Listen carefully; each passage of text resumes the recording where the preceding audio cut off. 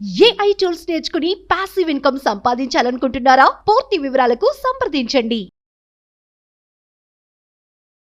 నమస్కారం సుబ్బారావు గారు. నమస్తే అండి. So as a social concern person లాగా మీకు తెలిసిన వాస్తవ కోణాలు ఏంటి, అందులో మీరు ఏ విధంగా చూసారనేది నేను ఒక విషయం తెలుసుకోవాలనుకుంటున్నాను. చందు ఒక సీరియల్ నటుడు, అతని మీద రకరకాల కథనాలు అయితే మనం చూస్తూ ఉంటాం. అవునండి. సూసైడ్ చేసుకున్నారు అని, కొంతమంది హత్య అని చెప్పేసి అంటున్నారు. సో మీకు తెలిసిన వాస్తవ కోణాలు ఏంటి? ఎస్ అండి. చందు ఇక్కడ 2 కనెక్షన్స్ అండి. ఒకటి భార్య శిల్ప, ఇక రెండవది ఆవిడ పవిత్ర. వీళ్ళిద్దరి మీద ఆధారపడి సుమారుగా 8 మంది ఉన్నారండి.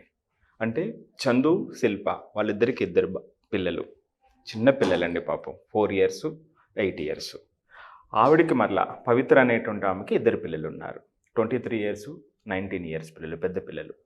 సో వీళ్ళతో పాటుగా వీళ్ళ అత్తగారు ఉన్నారు శిల్పతో పాటుగా, అలాగే పవిత్రతో పాటుగా ఆమె అత్తగారు కూడా ఉన్నారు. సో వీళ్ళందరూ ఒక్కసారిగా డిస్టర్బ్ అయిపోయారండి. ఈ 2 మరణాలు వాళ్ళ ఆత్మకి శాంతి చేకూరాలి, కానీ జరిగినటువంటి ఘటన ఏదైతే ఉందో వాస్తవం నుంచి, అంటే వాళ్ళు చెప్పిన పాయింట్స్ నుంచి మనం మాట్లాడినప్పుడు కొన్ని దారుణమైనటువంటి విషయాలు మనకు అర్థమవుతాయండి. శిల్ప చందు అనేటువంటి వాళ్ళు వీళ్ళిద్దరూ కూడా 2004 నుంచి 2015 వరకు రిలేషన్లో ఉండి, ఆ తర్వాత అంటే 11 సంవత్సరాల బంధం అండి. 11 సంవత్సరాల తర్వాత వాళ్ళు మ్యారేజ్ చేసుకున్నారు.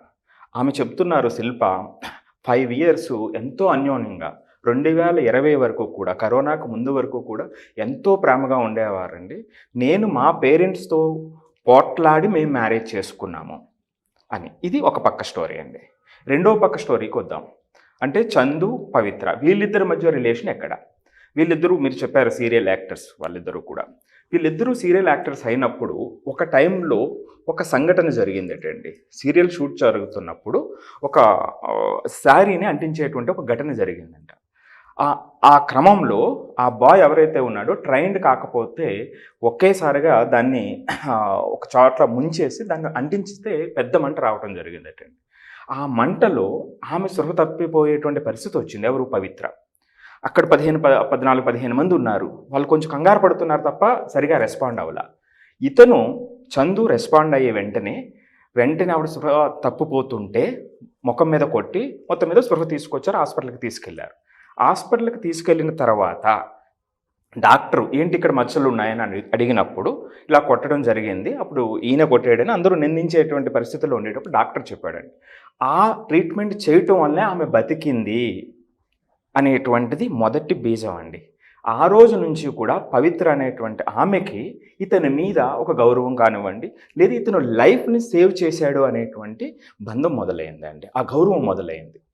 అలా జరిగినటువంటి ప్రయాణం ఆ తర్వాత నుంచి కొంత చనువు మొదలవటం, ప్రతిదీ షేర్ చేసుకోవడం మొదలవటం, అదే టైంలో చుట్టుపక్కలంతా కూడా ఏంటి వీళ్ళిద్దరు ఇంత క్లోజ్ అయ్యారనేటువంటివి మాట్లాడటం, ఇలా వీళ్ళ బంధం ఇక 3 నుంచి 5 సంవత్సరాలు ఇలాగా నడిచిపోవడం జరిగిందండి. ఎప్పుడైతే ఇది జరిగిందో ఈయన ఈ కుటుంబాన్ని నెగ్లెక్ట్ చేయడం మొదలుపెట్టాడు. కుటుంబం వీళ్ళింటికి రాకపోవడం, శిల్ప 2 పిల్లలు అయితే వీళ్ళని పట్టించుకోకపోవడం, అంటే అప్పటి వరకు కూడా ఎంతో ప్రేమగా అన్యోన్యంగా ఉన్నటువంటి అతను ఆ రోజు నుంచి కూడా దీన్ని అవాయిడ్ చేయడం మొదలుపెట్టాడు. ఇక్కడ ఇటుపక్క ఈ బంధం మొదలవుతూ ఉంది. సో ఇక ఈమె పోయిన తర్వాత, ఎప్పుడైతే యాక్సిడెంట్ అయిందో పోయిన తర్వాత రీసెంట్గా ఇచ్చినటువంటి ఇంటర్వ్యూలో కూడా 10 నిమిషాల ఇంటర్వ్యూలో 2 కాంట్రాడిక్టరీ పాయింట్స్ చెప్పాడు ఆయన. మొట్టమొదటి ఏం చెప్పాడంటే, ఆమె నాకు తల్లి లాంటిది, మాకు అంత పవిత్రమైనటువంటి గౌరవం ఆమెంటే అని మొదట చెప్తూ, చివరి వీడియో ఆ ఇంటర్వ్యూ ఎండ్లో ఏం చెప్పాడంటే, రాబోయే రోజుల్లో మేము ఈ ప్రపంచానికి రివీల్ చేయాలనుకుంటున్నాము మా యొక్క వైఫ్ అండ్ హస్బెండ్ రిలేషన్ని అనేటువంటిది చెప్పాడు. అంటే ఇక్కడ ఆ ద్వంద్వ ప్రమాణం చూడండి. సో అంటే ఈ విధంగా ఇది ఖచ్చితంగా ఏంటంటే ఇప్పుడు వాళ్ళు లేనప్పటికీ కూడా అలాంటి సంబంధాలు ఎంతమందిని అగాధంలో నెట్టివేస్తాయి అనేటువంటి దానికి ఇది ప్రత్యక్ష ఉదాహరణ అండి. సో ఆ తర్వాత జరిగినటువంటి క్రమంలో ఈయన ఆత్మహత్య చేసుకున్నాడు లేదా హత్య చేయబడ్డాడా అనేటువంటి అనేక రకమైనటువంటి సందేహాలు మనకి బయటికి వస్తూ ఉన్నాయి. సో ఏదేమైనప్పటికీ కూడా ఇలాంటి టైంలో, అంటే ఆ మిడ్ లైఫ్లో ఆ ద్వంద్వ ప్రమాణాలతో ఏర్పరిచినటువంటి ఇలాంటి రిలేషన్స్, దాని మీద ఆ విలువలను సరిగా తెలుసుకోక చేసినటువంటివి మొత్తం 2 కుటుంబాలని కూడా అగాధంలో నెట్టి ఆ పిల్లల యొక్క భవిష్యత్తుని లేదా భవిష్యత్తు మీద ఆశని చంపేటువంటి అవకాశం ఉంది. అంటే మీరు ఇన్ని చెప్పారు కదా సార్, అసలు ఈ సూసైడ్కి కారణాలు ఏమై ఉండొచ్చు అంటారు అసలు? దీనికి సంబంధించి నేను 4 కారణాలు చూస్తానండి ఇక్కడ. సో మొట్టమొదటగా ఈయన గత 5 సంవత్సరాల నుంచి కూడా ఆమెతో, పవిత్రతో ఉన్నటువంటి ఆప్యాయత. సో వీళ్ళిద్దరూ కూడా వాళ్ళే సర్వస్వం అనేటువంటి విధంగా గడిపినటువంటి కాలం. అలాంటి వ్యక్తి ఆ క్షణం చనిపోతే ఆమెకు లైఫ్లో లేదు అనేటువంటి అమితమైనటువంటి బాధ అతన్ని బాగా కృంగదీసి ఉంటుందండి. సో నిన్నటి వరకు కూడా ఇంకా ఏ క్షణమైనా సరే అలాంటి ఆమె బతికి లేదు. ఇది మొదటి కారణం అయి ఉండొచ్చండి. ఇక రెండో కారణం వచ్చేటప్పటికి గత 5 సంవత్సరాల నుంచి కూడా అప్పుడు వరకు ప్రేమగా చూసినటువంటి కుటుంబాన్ని ఈయన వదిలేయటం జరిగింది. సో ఎప్పుడైతే వదిలేసాడో మరలా ఆ కుటుంబం దగ్గరికి వెళ్తే నన్ను ఎలా చేరతీస్తారు, సో నాకు అక్కడ విలువ ఉంటుందా అనేటువంటిది కూడా చాలా అతని మదిలో తొలిచివేసి ఉండొచ్చు అండి. ఇది రెండో కారణం అండి. అది వాళ్ళ మదర్ కూడా చెప్పినారు. సో అతను రాకపోవటం, అంతకు ముందు వరకు కూడా చాలా జాగ్రత్తగా ఉండేవాడు, ఆమెతో భార్యతో చాలా చక్కగా ఉండేటువంటి వాడు. ఎప్పుడైతే ఈ రిలేషన్ స్టార్ట్ అయిందో అప్పటి నుంచి కూడా ఆమెను కొట్టేయటము, ఆ భార్యను కొట్టేయటం, ఆ పిల్లల్ని పట్టించుకోకపోవడం జరిగింది. సో అంటే ఇంత జరిగినటువంటి సందర్భంలో ఆయన మరలా ఇంటికి వెళ్తే నన్ను చారతీస్తారా, అక్కడ ఆదరణ ఉంటుందా అనేటువంటి డౌట్ వచ్చి ఉండొచ్చు, ట్రామా కూడా ఉండొచ్చు. ఎందుకంటే అండి నాగరాజు గారు, ఇతను 2 రోజుల నుంచి ఎంతో మనోవేదన గురై ఉంటాడండి. 2 రోజుల క్రితం అతను మెసేజ్ పెట్టాడు. సో నేను వచ్చేస్తున్నాను అని పవిత్రాకి మెసేజ్ పెట్టాడు. అంటే ఈ 2 రోజులు అతని మనసు ఎంత మనోవేదనకు గురై ఉంటుంది కదండి. ఇక మూడోది అయితేనండి, వీళ్ళు ఇంత క్లోజ్ రిలేషన్లో ఉండేటప్పుడు వీళ్ళ మధ్య ఎంతో గోప్యత ఉంటుందండి. ఎప్పుడైతే ఒకరు చనిపోయారో ఆ గోప్యతకు సంబంధించినటువంటి ఇన్ఫర్మేషను బయటకు రివీల్ అవుతుందేమో, సో తెలియనటువంటి విషయాలు బయటకు తెలిసి మరలా ప్రమాదాన్ని చుట్టుముట్టుతాయేమో అనేటువంటి మరొక మూడవ కారణం అయి ఉండొచ్చు.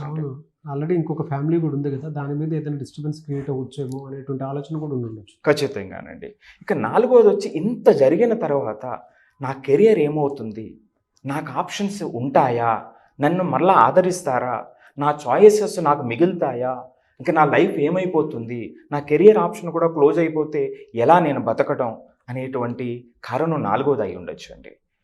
సో ఈ 4 కారణాలు చాలా స్పష్టంగా కనిపిస్తున్నాయండి. మరి వీటిలో వాటి ప్రభావం మరింత ఎక్కువైపోయి అతనికి ఆయన లైఫ్ను కూడా తీసుకునేటువంటి పరిస్థితి వచ్చింది. కానీ ఒక్క చిన్న విషయం ఆయన అర్థం చేసుకుని ఉండాల్సింది.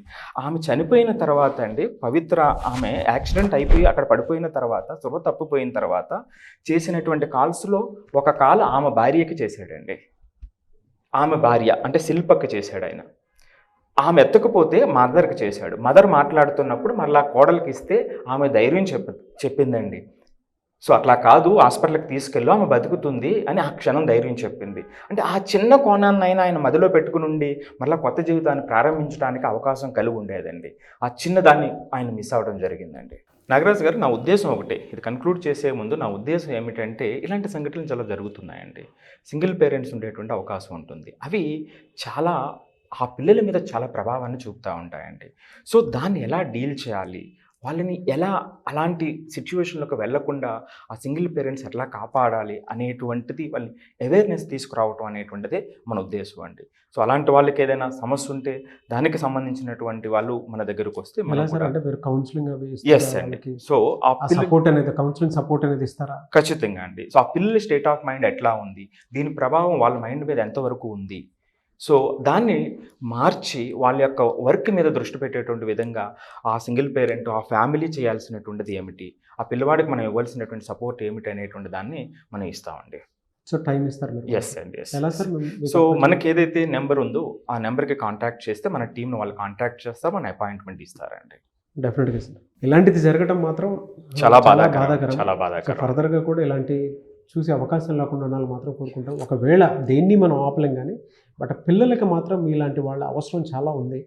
సో సింగిల్ పేరెంట్ లీడ్ చేసేటువంటి వాళ్ళకి మాత్రం డెఫినెట్గా మీ దగ్గర థెరపీ కానివ్వండి, లేదంటే కౌన్సిలింగ్ సపోర్ట్ కానీ చాలా అవసరం అని చెప్తాను నేను.